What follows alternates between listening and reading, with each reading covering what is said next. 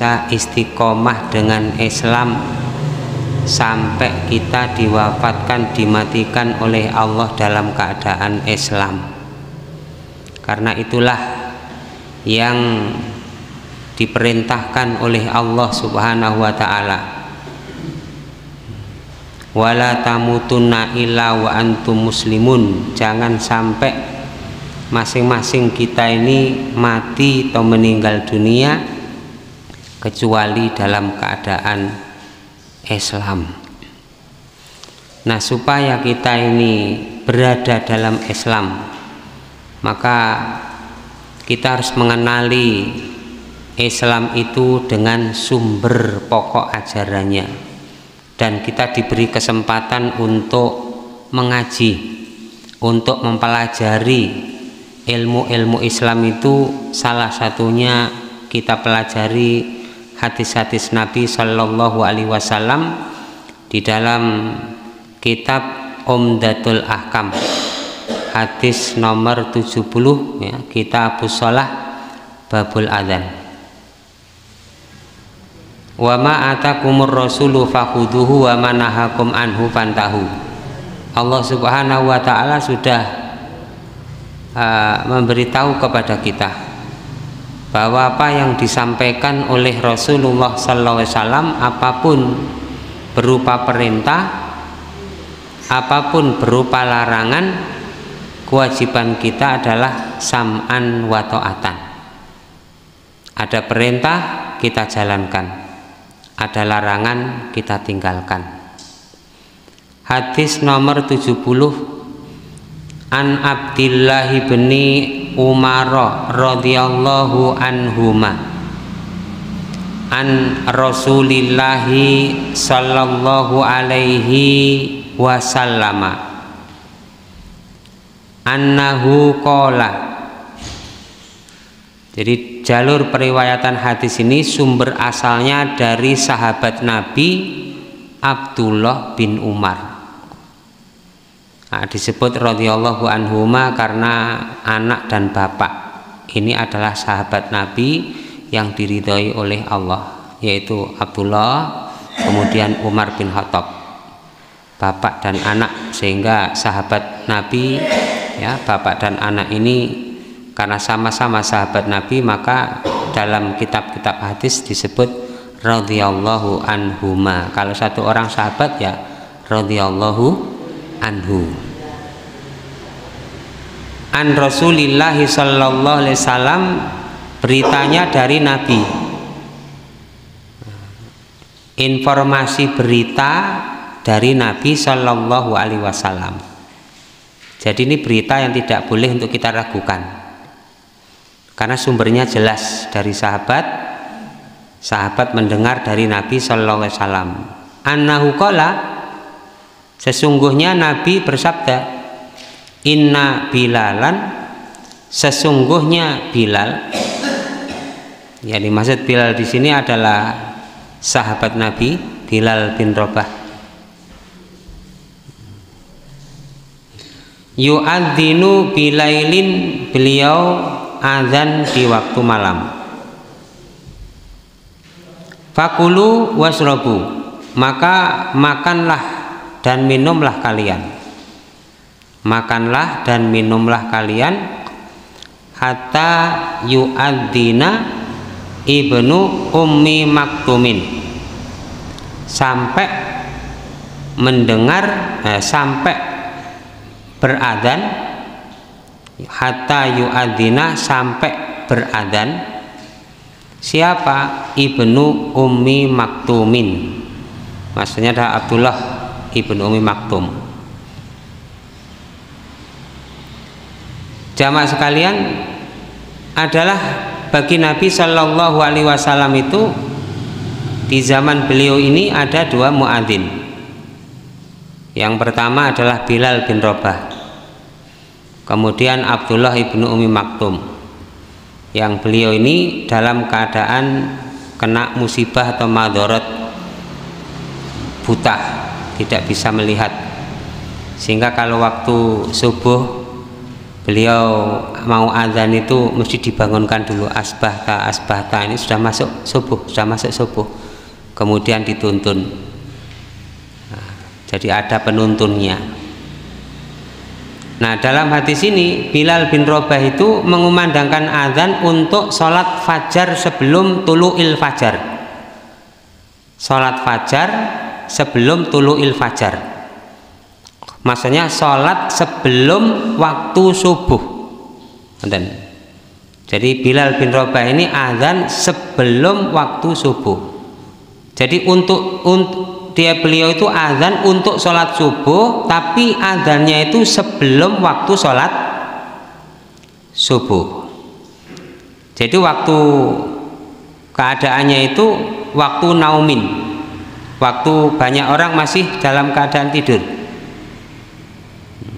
Sehingga dengan adanya azan Bilal bin Rabah ini, maka manusia itu akan dihasung membutuhkan untuk persiapan-persiapan sebelum masuk waktu sholat subuh.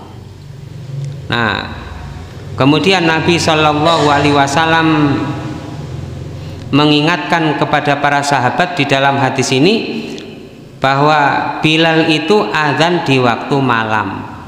Malam di sini maksudnya tadi itu sebelum subuh. Kemudian kalau kaum muslimin mendengarkan azannya Bilal sebelum waktu sholat subuh itu, Nabi memerintahkan kaum muslimin kalau yang berpuasa baik di bulan Ramadan atau tidak di bulan Ramadan, bagi yang berpuasa itu boleh makan dan minum. Jadi meskipun mendengar azannya Bilal bin Rabah, jadi ada ciri khas tersendiri. Suara yang terdengar, siapa yang adzan? Oh, Bilal. Maka kata Nabi, fakulu wasrobu, makanlah dan minumlah hatta yatlu al fajar, sampai munculnya fajar. Artinya sudah sampai masuk waktu subuh. Nah, kalau sudah masuk waktu subuh itu adzannya Abdullah ibnu Umi Maktum. Maka disitulah yang disebut dengan imsak. Imsak itu artinya menahan diri untuk tidak makan, tidak minum. Maka waktu imsak yang tepat, karena pengertian imsak itu adalah menahan diri tidak makan, tidak minum, tidak berkumpul, maka waktu imsak itu adalah waktu sudah jatuh masuk subuh. Berbeda dengan yang ada di sekeliling kita, biasanya ada seruan-seruan imsak, ngoten nggih? Enten mboten Pak, Bu?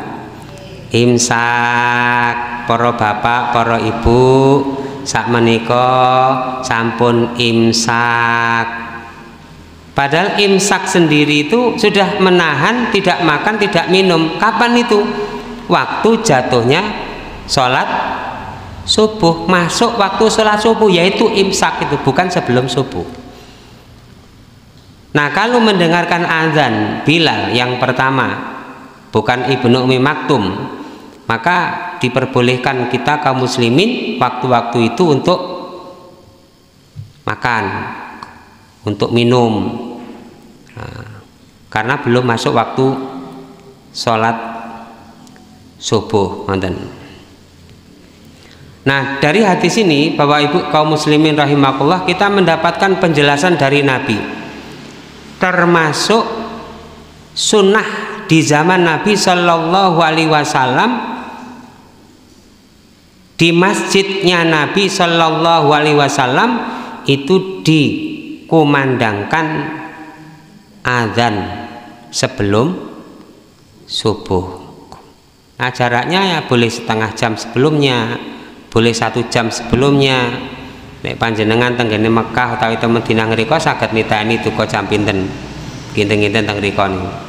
Itu ada sunnah-sunnah yang diikuti, yang ditegakkan. Nah, tujuannya apa? Nanti dijelaskan di dalam hadis yang lain. Di dalam kitab Sahih Bukhari itu disebutkan ketika mendengar adzannya Bilal itu supaya orang yang sudah sholat malam istirahat. boleh istirahat, tidur, menunggu waktu subuh. Bagi yang belum sholat malam ketika mendengarkan azannya Bilal itu, supaya melakukan sholat malam. Oleh karena itu para ulama memang ikhtilaf menempatkan lafal as-sholatu khairum minan naum. Kalau kita dengar di Mekah atau di Madinah sekarang, itu pada waktu sholat subuh. Sebagian ulama di dalam kitab-kitab hadis itu dijelaskan as-sholatu khairum minan naum itu ditempatkan pada azan yang pertama sebelum subuh. Karena apa? Kalau waktu subuh itu hayya ala sholah, kewajiban kaum muslimin untuk mendatanginya kalau tidak ada udzur. Sedangkan lafal as-sholatu khairum minan naum boleh tidak mendatangi. Karena sholat itu lebih baik daripada tidur. Kalau sudah mendengar orang itu boleh tidur lagi, tidak apa-apa. Karena sudah sholat sunnah maksudnya, sholat malam. Nah itu sudah menjadi tradisi atau kebiasaan yang dibenarkan menurut syariat Islam, azan sebelum subuh. Nah saniki yang cetok-cetok jelas-jelas ada dalilnya, ada tuntunannya. Azannya juga dipraktekkan oleh Bilal bin Rabah. Nonton niku sekarang diganti dengan seruan-seruan atau pemberitahuan yang lainnya. Ada seruan-seruan yang biasa kita dengar sebelum subuh itu, ada seruan sing khas. Nonton nggih? Wassalatu wassalamun alaik ya Rasulullah, dan seterusnya. Itu sering terdengar di hampir setiap hari. Nah sementara yang jelas diamalkan, jelas dipraktekkan oleh para sahabat dan dibenarkan oleh Rasulullah SAW, justru malah kadang sebagian kita ini merasa khawatir. Itu apa? Aliran apa? Ajaran apa? Ya ajaran Islam. Makanya orang Islam harus paham dulu, diberi pengertian, diberi ilmu, diberi pengertian bahwa azan sebelum subuh itu termasuk bagian dari sunnah yang sekarang ini banyak dimatikan oleh kaum muslimin. Nah ini kalau kita ingin mendapatkan keutamaan menghidupkan sunnah di saat sunnah-sunnah Nabi itu dimatikan, maka sunnah-sunnah yang sudah kita ketahui dalil-dalilnya dari dalil-dalil hadis-hadis Nabi SAW yang sahih, nah, supaya untuk kita amalkan dalam kehidupan kita sehari-hari. Ya tentunya kalau di masjid ya paling tidak ada petugas atau muadzinnya. Siapa yang bisa istiqomah, bisa rutin untuk azan, baik azan 5 waktu atau azan sebelum subuh. Ini bukan persoalan bagaimana perasaan, bukan persoalan ini pantas, layak atau tidak ini, tapi inilah bagian dari sunnah. Nah jadi kita tidak boleh untuk merasa bimbang atau ragu. Kalau ada sunnahnya ya kita hidupkan, kita amalkan.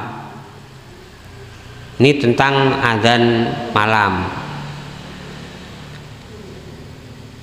Kemudian juga di dalam hadis ini kita dapati penjelasan bahwa sekalipun orang itu mempunyai cacat fisik, tetapi kalau yang bersangkutan itu ada kemampuan, maka ada hak untuk mengambilnya, termasuk menjadi muadzin. Meskipun Ibnu Ummi Maktum ini dalam keadaan buta. Ibnu Ummi Maktum itu rajulun a'ma, jadi seseorang yang buta, tapi dia jadi muadzin, tukang azan Rasulullah Sallallahu Alaihi Wasallam.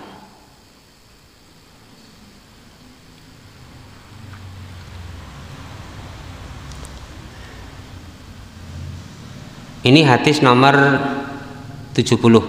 Entes yang perlu tangkatakan hadis nomor 70.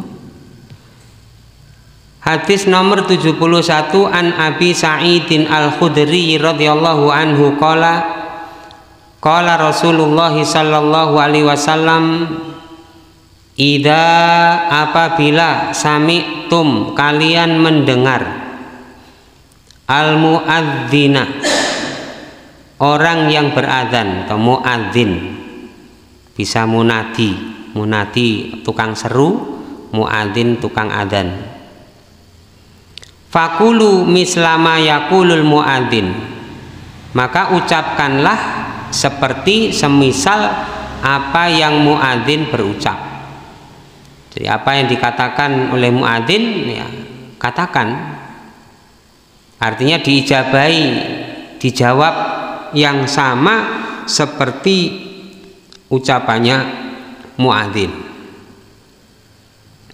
Jadi dalam hadis ini Rasulullah SAW mengingatkan bahwa kalau kita ini mendengarkan azan, diserukan azan, maka kewajiban kita adalah mengijabahi.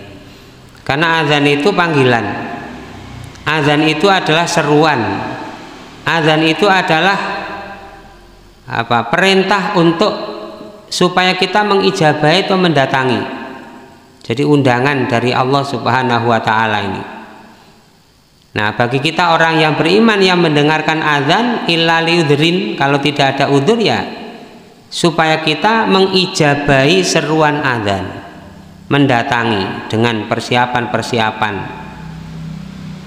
Kemudian dalam hadis ini juga Rasulullah SAW memerintahkan kepada kita untuk mengucapkan yang sama diucapkan oleh muadzin.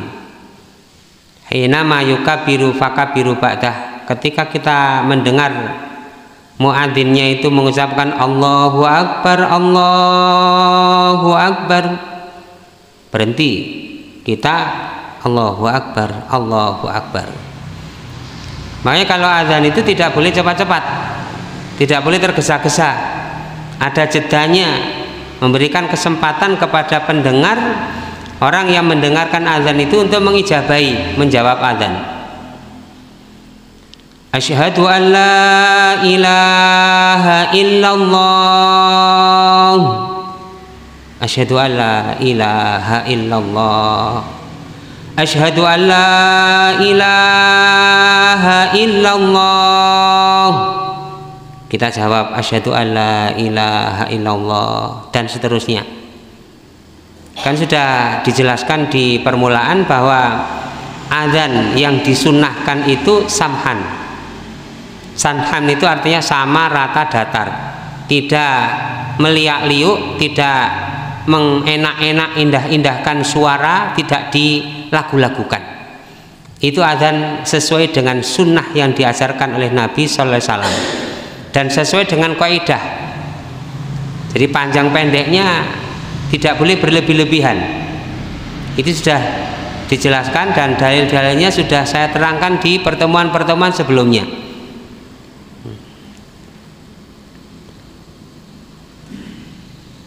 Nah, jadi menjawab azan ini juga bagian dari kewajiban orang yang mendengarkan azan yang sama serupa, agar orang yang menjawab azan itu juga mendapatkan pahala yang sama dengan muadzinnya. Nah, jadi muadzinnya mendapatkan pahala kebaikan-kebaikan, orang yang menjawab azan itu juga mendapatkan pahala kebaikan-kebaikan. Sehingga dimasrukkan ijabatul muadzin bimisli ma yaqul. Jadi menjawab muadzin dengan semisal yang dia ucapkan. Nah, kecuali pada lafal hayya ala tain, hayya ala taini. Kemudian bagaimana tepatnya menjawab itu disebutkan di dalam hadis yang lain diriwayatkan oleh Imam Nasai dari Ummi Salamah di kitab Umdatul Ahkam tidak disebutkan di situ ya. Ini saya sampaikan kaitan dengan hadis yang lain yang diriwayatkan oleh Imam Nasai. Kana yaqulu kama yaqulul muadzin hina yaskutu.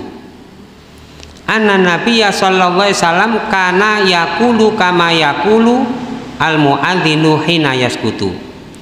Adalah beliau mengucapkan sebagaimana yang diucapkan oleh muadzin pada saat muadzinnya itu diam.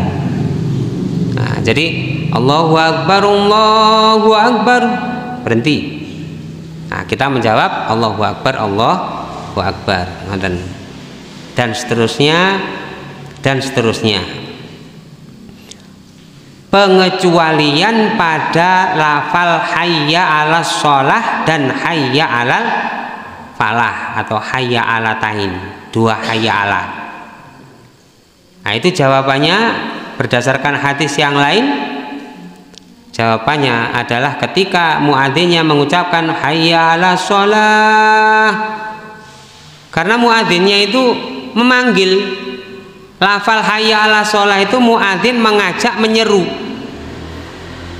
sehingga jawabannya ya tidak sama dengan muadzinnya. Ngoten. Kalau dari Allahu Akbar sampai asyhadu anna Muhammadar Rasulullah kita sama dengan muadzinnya, karena kita tidak diseru. Tapi waktu hayya 'alas shalah, muadzin ini mengajak, menyeru, mengundang agar kita ini sholat, menghadiri sholat. Hayya 'alas shalah. Maka jawabannya di dalam hadis yang lain, la haula wala quwwata illa billah. Itu pada lafal hayya 'alas shalah, demikian juga pada lafal hayya 'alal falah. Di dalam hadis yang sahih diriwayatkan oleh Imam Muslim dari Umar bin Khattab, summa qala hayya 'alas shalah qala la haula wala quwwata illa billah. Tsumma qala hayya 'alal falah qala la haula wala quwwata illa billah. Nah, itu jawabannya. Jadi yang diucapkan tidak sama dengan yang diucapkan oleh muadzin karena ada kekhususan dan contoh dari Nabi sallallahu alaihi wasallam. Nah, kenapa kok tidak sama? Kalau muadzinnya hayya 'alas shalah ya kita jawab hayya 'alas shalah. Lah ya bingung toh. Mau bahasa Arab ayo salat, ayo salat. Masa begitu? Ayo salat, ayo salat. Nah, jawabannya yang tepat ya la haula wala quwata illa billah. Kemudian setelah selesai kita mendengarkan azannya Bilal, kita disunahkan untuk berdoa. Doa sesudah mendengar azan. Nah, jadi di sini ada riwayat yang lain yang sahih bahwa ad-du'a bainal adzan wal iqamah mustajabah. Doa antara azan dan iqamah itu diijabahi. Nah, diawali dengan sesudah kita mendengarkan azan. Maka itu kita manfaatkan untuk berdoa. Doa sesudah azan diantaranya. Demikian juga doa-doa yang lain. Kita manfaatkan betul-betul minta kepada Allah Subhanahu wa ta'ala. Nah, yang lebih utama, lebih baik itu adalah doa yang diajarkan oleh Nabi sallallahu alaihi wasallam.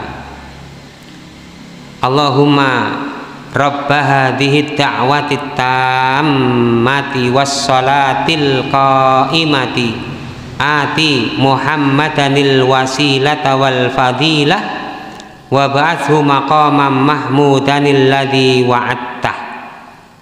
Redaksi hadisnya begitu. Sedangkan ada tambahan birahmatika ya arhamar rahimin. Saya belum menemukan dalilnya. Nah, kalau dalilnya yang sahih sampai pada maqamam mahmudanil ladzi wa'attah. Sampai di situ titik. Maka Nabi Shallallahu Alaihi Wasallam beliau menerangkan siapa yang membaca doa sesudah azan dengan doa tadi, halat lahu syafaati yaumal qiyamah, maka dia berhak untuk mendapatkan syafaatku nanti pada hari kiamat. Nah, niki sing dereng apal-apal nggih monggo dihafalaken supaya kita mendapatkan syafaat dari Nabi sallallahu alaihi wasallam. Ibu-ibu ampun hafal to nggih? Alhamdulillah. Nah, kemudian memanfaatkan azan, antara azan dan qomat untuk berdoa. Antara azan dan iqomat dimanfaatkan untuk banyak berdoa kepada Allah Subhanahu wa taala. Lah niki nafsi-nafsi. Maka yang dilakukan oleh Rasulullah SAW, demikian juga para sahabat, setelah dikumandangkan azan mereka berdoa. Doanya termasuk sholat sunnah itu kan juga doa, di dalamnya banyak doa. Kemudian setelah selesai sholat sunnah banyak berzikir dan berdoa kepada Allah Subhanahu wa taala. Nafsi-nafsi sendiri-sendiri. Jadi tidak perlu keras-keras, karena yang diajarkan oleh Allah dalam berzikir dan berdoa itu tadarruan wa khifatan wa dunal jahri minal qauli bil ghudwi wal asal wala takum minal ghafilin. Dalam keadaan merendahkan hati kita, dalam keadaan takut, dalam keadaan lirih, tidak mengeraskan suara. Nanten yang diperintahkan oleh Allah ya di dalam surat Al-A'raf ya, bisa dilihat surat Al-A'raf ayat 205 atau juga ayat yang ke-55 yang sering dibacakan oleh ustadz-ustadz kita di sini nih, di tempat kita ini, adab-adabnya berdoa kepada Allah Ta'ala. Jadi dimanfaatkan antara azan dan qomat itu untuk berzikir, untuk berdoa kepada Allah. Tidak perlu keras-keras, tidak perlu banter-banter, apalagi malah melantunkan bacaan-bacaan yang tidak ada tuntunannya sama sekali. Nah, saat ini malah ditambah-tambahi Sunan Kalijogo dilakukan, ngoten nggih, antara adzan dan qomat ngenteni tiyang dugi te masjid niku adzane Wali Songo, napa niku pujiane Wali Songo. Gak gatuk wadongane lho mboten enten ngoten niku. Terus enten pujian-pujian yang lain ngoten niku dikeras-keraskan. Ini tidak ada sunnahnya. Kalau mau berdoa ya doa sendiri-sendirilah kepada Allah Subhanahu wa taala. Hargai orang yang sedang sholat sunnah. Karena orang yang sholat itu sedang berbisik-bisik kepada Allah. Sampai-sampai kalau kita baca Quran keras-keras di saat ada orang sholat ini, kita ini dilarang oleh Nabi SAW. Karena Rasulullah Sallallahu Alaihi Wasallam mengatakan, innal musolli yunaji rabbahu fal yangdur bima yunajihi wala yajhar ba'dukum ala ba'din walau bil Quran.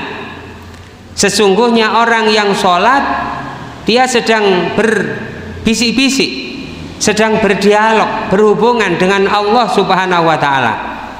Maka hendaklah orang yang sholat itu benar-benar memperhatikan ketika dia itu sedang berbicara, sedang berdialog, sedang berbisik-bisik, sedang berzikir, berdoa kepada Allah Subhanahu wa taala ini.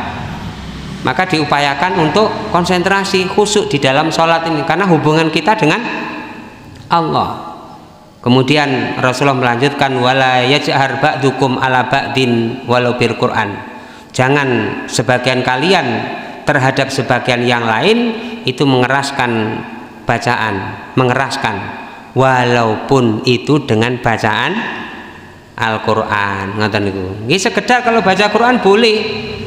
Karena untuk memurajaah hafalan bismillahirrahmanirrahim alhamdulillahirabbil alamin, atau kita baca hafalan boleh, tidak usah keras-keras. Jangan sampai suara kita ini mengganggu orang yang sedang sholat.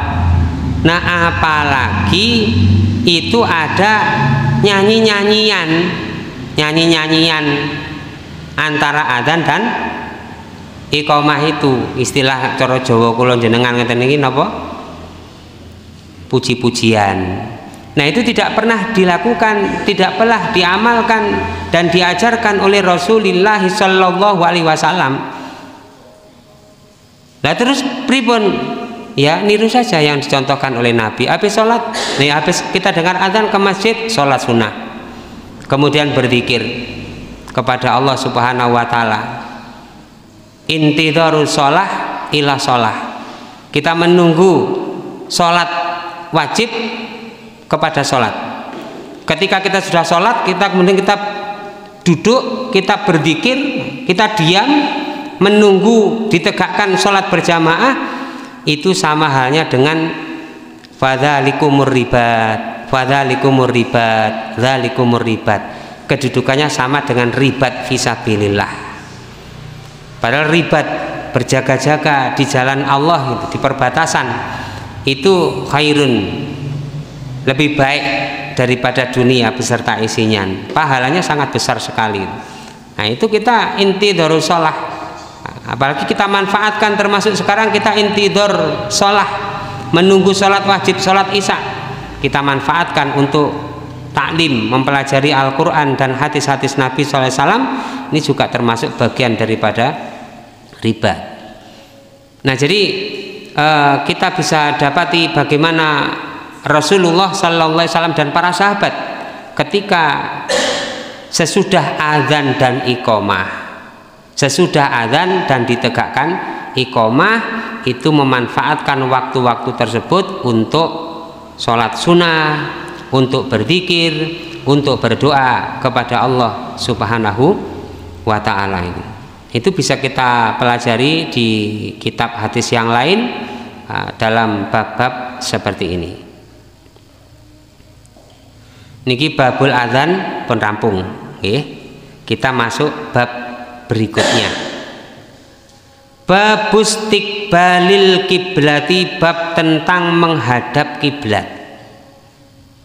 Ini Bapak Ibu-ibu jamaah sekalian, dalam persoalan adzan napa wonten perkawis sing muskil utawi perlu ditangketaken, monggo.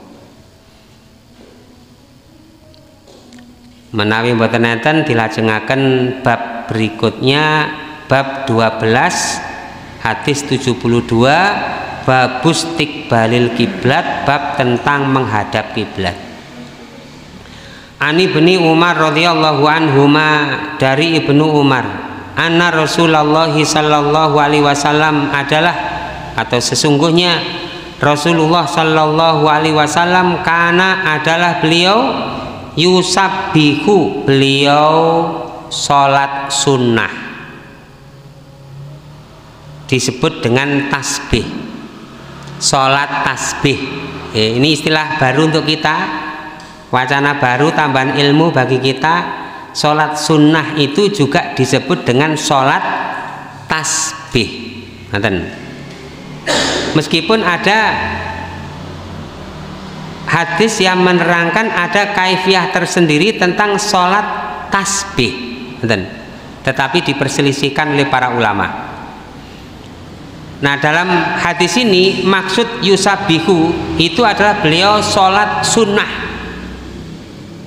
bukan sholat tasbih yang dimaksudkan ketika ruku baca tasbih sekian puluh, kemudian ketika sujud baca tasbih sekian puluh, tidak demikian. Ini maksudnya adalah sholat sunnah. Beliau sholat sunnah ala dohri rohilatihi, di atas punggung tunggangan beliau.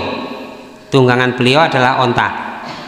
Beliau naik kendaraan, onta ditungganginya, beliau sholat sunnah di atas ontanya. Kalau kita tidak punya onta, ya kita punya sepeda, kita punya mobil, kita punya cleaning, boleh sholat di atas sepeda cleaning, boleh sholat di atas sepeda motor, boleh sholat di atas mobil, boleh. Artinya tidak harus onta, tidak harus rohilatihi, tidak harus onta, tapi tunggangan atau kendaraan. Haisukana wajhahu, di arah yang beliau itu menghadapnya, di arah yang adalah beliau itu menghadapnya, jadi pada wajahnya. Artinya asalnya sholat itu menghadap ke arah kiblat, kemudian ketika tunggangannya itu berjalan, sambil berjalan itu sholat menghadap kepadanya. Terserah mau menghadap kemana saja itu boleh. Nah, kalau kita naik kendaraan belok kiri, boleh kanan, mubeng, muter-muter, ya sholatnya ya muter-muter begitu, tidak apa-apa ini. Jadi unta beliau itu berjalan kemana di situ, tapi untuk permulaannya beliau menghadap ke arah kiblat terlebih dahulu. Selanjutnya sampai salam itu terserah di arah mana untanya itu menghadap dan arah mana tujuan yang dimaksud dalam perjalanannya. Bagaimana cara sholat di atas kendaraan? Yumi'u biroksihi, yumi'u biroksihi. Beliau memberi isyarat biroksihi dengan kepalanya. Jadi cara sholat sunnah ini bukan sholat wajib, sholat sunnah. Kalau sholat wajib di atas kendaraan itu dalam keadaan emergensi. Tapi kalau tidak dalam keadaan emergensi, diupayakan tidak sholat di atas kendaraan. Emergensinya di mana? Ya misalnya kita berada di kereta api, mungkin kan mandek riyen ke masjid mboten mungkin ya sholat di atas kereta karena emergensi. Di atas bis, Pak sopir mandek riyen kalau tak sholat riyen, nggih ditawur kalih penumpang lintune ngoten. Langgi toh? Ya sholat di atas bis itu kalau emergensi ngoten. Berangkatnya pagi, ternyata sampai di Jakarta pagi. Bisnya mboten purun mandek ngoten. Kajeng sholat teng pundi kula jenengan ngeten-ngeten? Mampir ten masjid. Oh, itu waktu-waktunya ditentukan. Nah, kalau habis waktunya bagaimana? Sholatnya dikodok ngoten nah. Besok saja dirompel duhur, asar, maghrib, isya, subuh. Dadi ini double ngoten niku. Tidak demikian.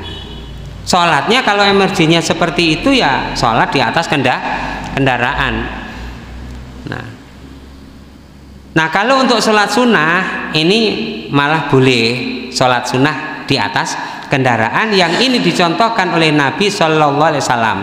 Wa kana Ibnu Umar yaf'aluhu, dan adalah Ibnu Umar memperbuatnya.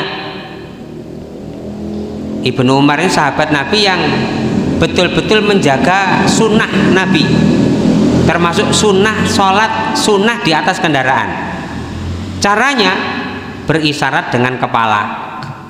Jadi pertama nih, sekarang kan ngadep pundi niki, misalnya ini mobil ke timur, berarti untuk memulainya harus menghadap ke arah kiblat dengan kendaraan kita menghadap kiblat. Allahu Akbar. Kemudian kita berjalan begitu. Kita sambil baca. Ketika surah Allahu Akbar kita sambil baca ta'awud, baca iftitah, baca Fatihah. Kendaraan kita berjalan, kita sambil membaca.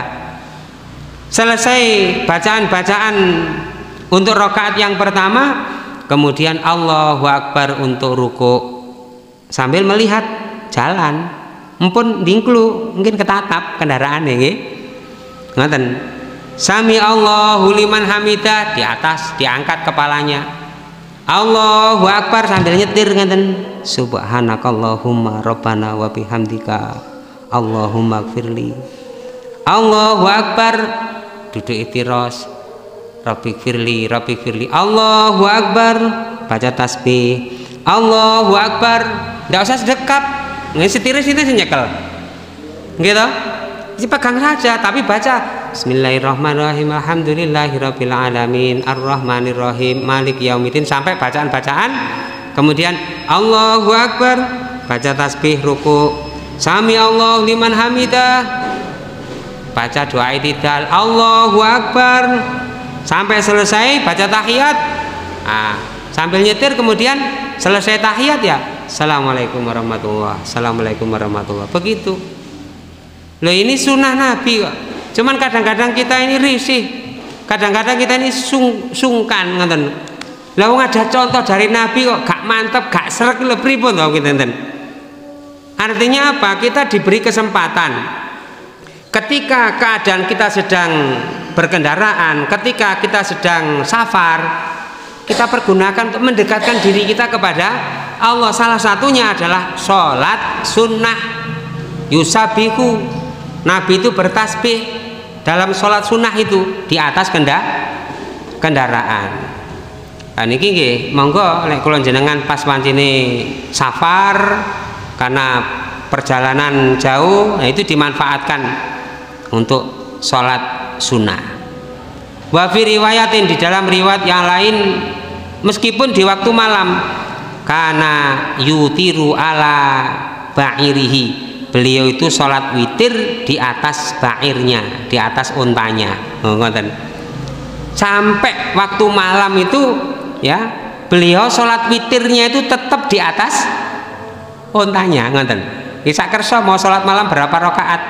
Boleh 2 rakaat, boleh 4 rakaat, boleh 6, boleh 8, boleh ditutup dengan witir di atas kendaraan. Selama perjalanan di atas kendaraan itu boleh kita lakukan. Jadi tidak usah kita harus napa niku mencari masjid, ngoten niku.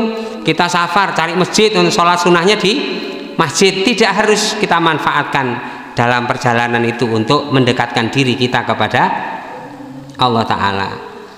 Wali muslimin, di dalam riwayat Imam Muslim, ghairu annahu la yusalli 'alaiha al-maktubah.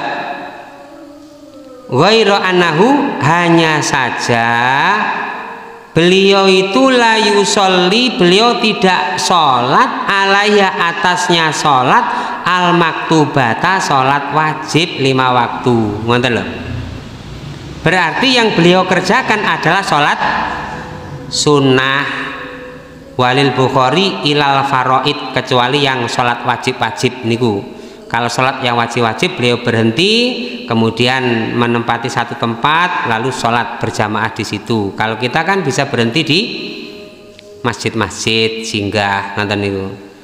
Hanya saja bagi musafir itu kulul ardi masjidun, semua bumi itu masjid bagi musafir. Jadi ada keringanan bagi musafir. Nah, jadi jamaah sekalian, hadis ini menjelaskan kepada kita sholat itu ya harus menghadap ke arah kiblat permulaannya. Kemudian untuk sholat sunnah, setelah takbir itu terserah menghadap kemana kita berjalan. Waktu kita sedang dalam perjalanan, kita ambil kesempatan itu untuk mendekatkan diri kita kepada Allah Ta'ala. Ampun sungkan-sungkan ngeten. Oh sawangane lha apa Pak? Nggih mendel mawon, sik tak salat dhisik. Misalnya begitu diberitahu, salat di atas kendaraan. Yang kedua juga pernah sudah kita pelajari di hati-hati sebelumnya, mengambil rukhsah selama dalam perjalanan itu meringkas sholat yang asalnya 4 rakaat menjadi 2. Ampun sungkan-sungkan niki lho saestu kula jenengan derek-derek kadang-kadang sik sungkan kajeng ngamalaken sunah salat 2 rakaat enten sik sungkan kok. Milih dijangkepaken kok. Misalnya ke Surabaya, ke Jakarta atau ke Mojokerto melakukan perjalanan, sholatnya mengqashar tidak mau, menjamak tidak mau. Jadi sholat isya-nya ya tetap 4 rakaat, sholat duhurnya tetap 4 rakaat, sholat asarnya tetap 4 rakaat. Padahal Nabi SAW dan para sahabat memberikan contoh selama beliau dalam perjalanan sampai pulang, beliau itu sholat wajibnya 2 rakaat, 2 rakaat, 2 rakaat, tidak ada 4. Ngoten. Jadi itu termasuk sunnah. Nah, teng mriko kok Pak Karim kok Ustaz Karim kok mantun sholat maghrib terus sholat isya 2 rakaat, lah kok sholat malih ngoten. Nah niku sunnah niku. Termasuk hitungannya sunnah ngoten. Nyicil oleh ganjaran sunnah ngoten. Mungkin kepingin semerep dalile mungkin kita pelajari di kitab-kitab hadis yang lainnya. Bapak Ibu kaum muslimin rahimakumullah, ini yang perlu kita pelajari pada malam hari ini. Mudah-mudahan menjadi tambahan ilmu yang bermanfaat. Aku qouli hadza wa astaghfirullah li wa lakum walhamdulillahirabbil alamin. Wassalamualaikum warahmatullahi wabarakatuh. Nggih, monggo.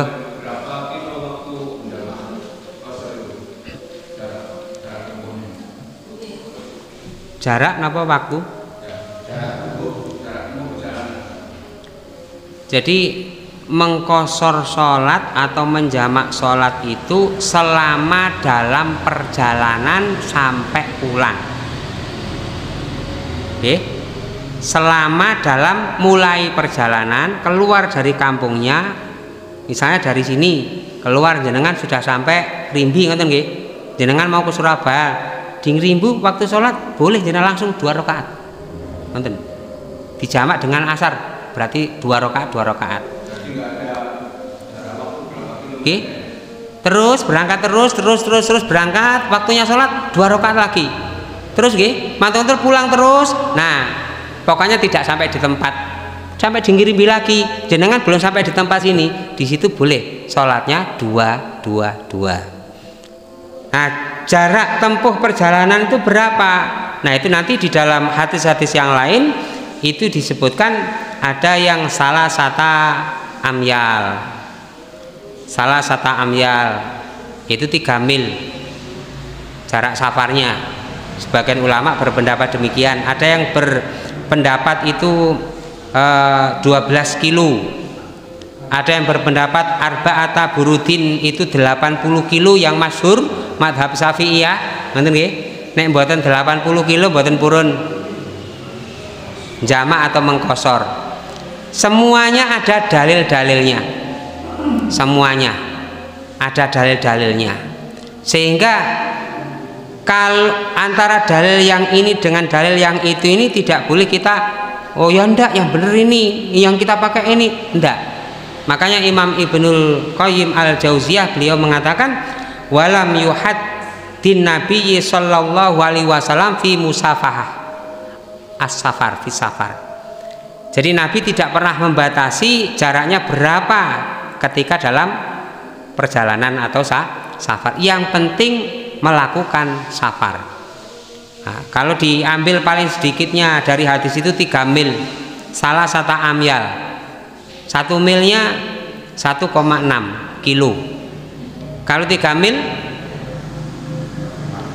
berapa Pak? 1 milnya 1,6. Kalau 3 mil enten gasal kilo gitu enten. Kira-kira sak monten nggih.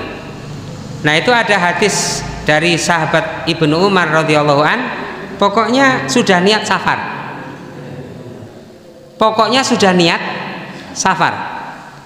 Idza safarta, apabila kamu melakukan perjalanan sudah ada niat safar, ngoten niku. Qasorta, idza safarta milan qasorta shalah. Kamu sudah melakukan niat safar, sudah berada dalam jarak 1 mil saja, 1,5 kilo, qasorta shalah, kamu boleh mengqosor salat. Jadi dari sini kita 1,5 kilo ngoten niku, 1,6 kilo ngoten niku. Jenengan kasing teng mriku kok wancine salat dhisik ning ngene pundi niki sore tukum tah mundi sik salat dikosor dhisik langsung 2 rakaat itu boleh. Karena sudah ada niat untuk safar. Jelas Pak nggih? Termasuk boten jamak. Boleh, karena safar itu rukhsahnya boleh menjamak. Misalnya duhurnya 2 rakaat, nanti sana sholat asarnya 2 rakaat boleh.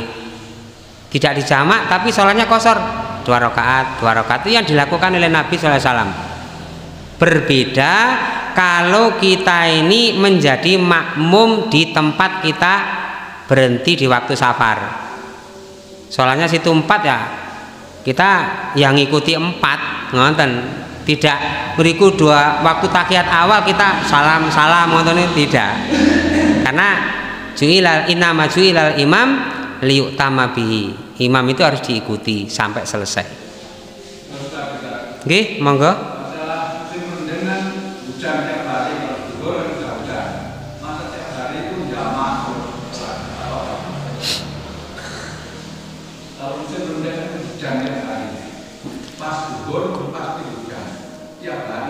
Ya, nah itu di zaman Nabi Sallallahu Alaihi Wasallam di waktu tidak hanya hujan, di waktu filailatin baridatin, au fi lailatin matirotin. Jadi baik di malam yang sangat menyengat dinginnya, ngoten nggih, atau di waktu hujan, ngoten niku. itu disunahkan muadzin melafalkan adzan itu as-sholatu firrihal atau sallu fi buyutikum. Bagi yang mendengarkan muadzin mengucapkan begini, maka kaum muslimin yang tidak bisa menghadiri karena jaraknya jauh dari masjid, mereka tidak usah datang ke masjid, boleh sholat wajib di rumah. Bagi yang menghadiri masjid, maka disunahkan bagi imam untuk menjamak antara dua waktu sholat. Nah kalau hujan terus bagaimana? Kan ada musimnya, 2 bulan, 3 bulan, 4 bulan. Ya, dalilnya yang penting hujan. Kalau tidak ada hujan tidak ada jamak. Itu namanya al-jam'u fil mator, menjamak jam'u sholah lil mator karena hujan. Nah itu dalilnya nanti akan kita pelajari di kitab-kitab hadis yang lain. Ngoten nggih Pak nggih? Lintune malih menawi mboten nenten nggih, monggo diakhiri kali kifaratul majelis. Subhanakallah wa bihamdik asyhadu an la ilaha illa anta astaghfiruka wa atubu ilaik.